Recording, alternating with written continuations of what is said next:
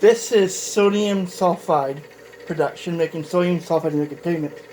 As you can see, the temperature is 73.3 degrees Celsius, and it's quite hot to touch.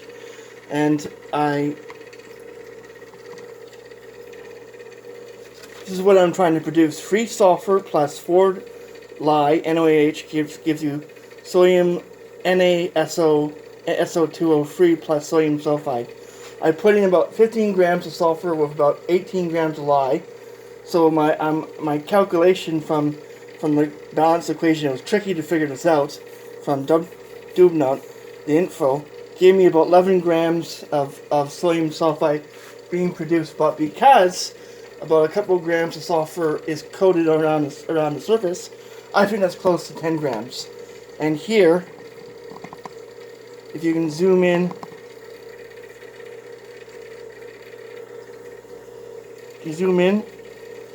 a bit, that is a bubbler filled with sodium hydroxide, filled here, so that when it heats, bubbles.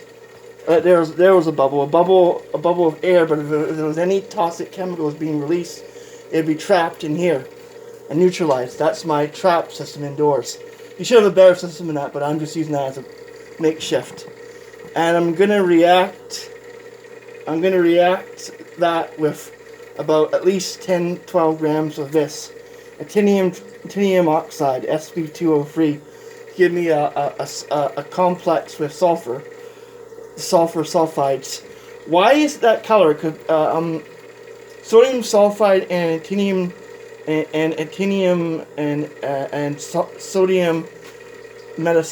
sodium thiosulfate should, in theory, be colorless.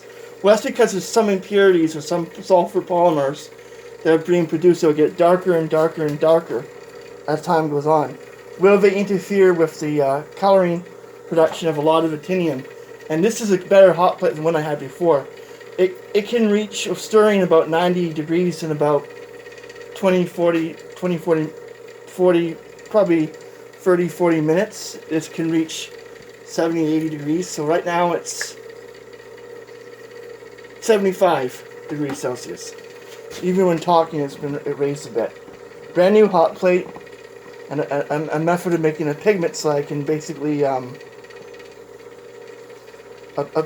pigment, so I can basically try it again.